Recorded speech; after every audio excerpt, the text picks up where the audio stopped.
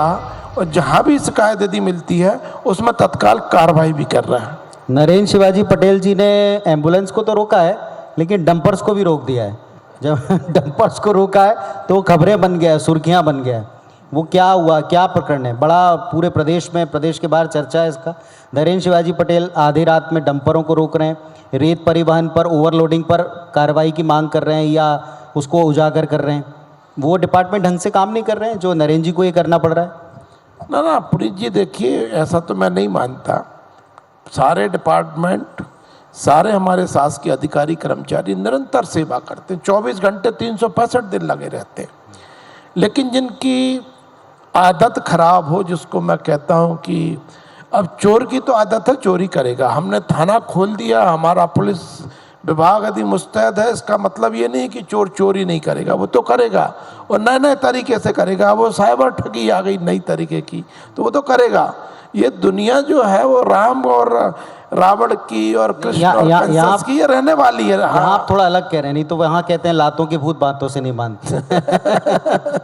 ऐसा भी कह देते हैं कभी कभी। तो बाकी की जो आपने जिस बातों का जिक्र किया, हर विभाग बहुत अच्छा काम कर रहा है। और लेकिन कभी कभी जब चलते फिर हम, अब हमारा आधा सा जीवन तो सड़क पे ही बीतता है, क्योंकि निरंतर प्रवास पर हैं। तो जहाँ पे भी जो भी घटना देखने को मिलती है, तो मैं जिसको कहता हूँ कि सरकार चलेगी तो आंख बंद करके नहीं चलेगी, आंखें खोल के चलेगी। तो जहाँ भी यदि कोई भी ऐसा ध्यान में आता है कि कोई रफ ड्राइविंग कर रहा है या कोई ड्रंक एंड ड्राइव कर रहा है, तो जहाँ भी यदि मुझे दिखता है तो मेरे स्वभाव में है ये, एक जिसको कह सकते हैं कि मंत्री के रूप में नहीं बल्कि एक कार्यकर्ता के रूप में भी मेरे साथ पहले भी था।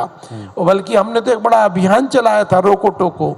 जब कोरोना काल आया था तो हमारी पार्टी ने बाकायदा एक अभियान चलाया था, रोको टोको, कि कोरोना काल में हमको लोगों को रोकना है, टोकना है, उनको बताना है कि बगैर मास्क के नहीं जाना, ये नियम का पालन नहीं। लेकिन अब ये जो रोकना टोकना है थोड़ा सा सुर्खियों में ले आया। चलिए, बहुत ज़्यादा उस बात को हम और नहीं खींचते।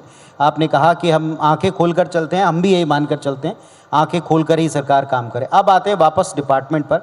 चिकित्सा शिक्षा के क्षेत्र में नए मेडिकल कॉलेजेस तो आ रहे हैं, प्राइवेट मेडिकल कॉलेजेस की संख्या भी बढ़ती जा रही, लेकिन डॉक्टर्स की आपूर्ति एक सरकार का चिंता का विषय है, चाहे ग्रामीण क्षेत्र हो, चाहे उप स्वास्थ्य केंद्र हो, हर तरह के हेल्थ सेंटर पे। और दूसरा गुणवत्ता की बात है, गुणवत्ता वाले डॉक्टर्स का मिलना, इसको कैसे कंट्रोल कर रहे हैं, इस पर क्या काम करेंगे आप? देखिए, बिल्कुल पुनीत जी, आपने बहुत ही अच्छा प्रश्न किया है।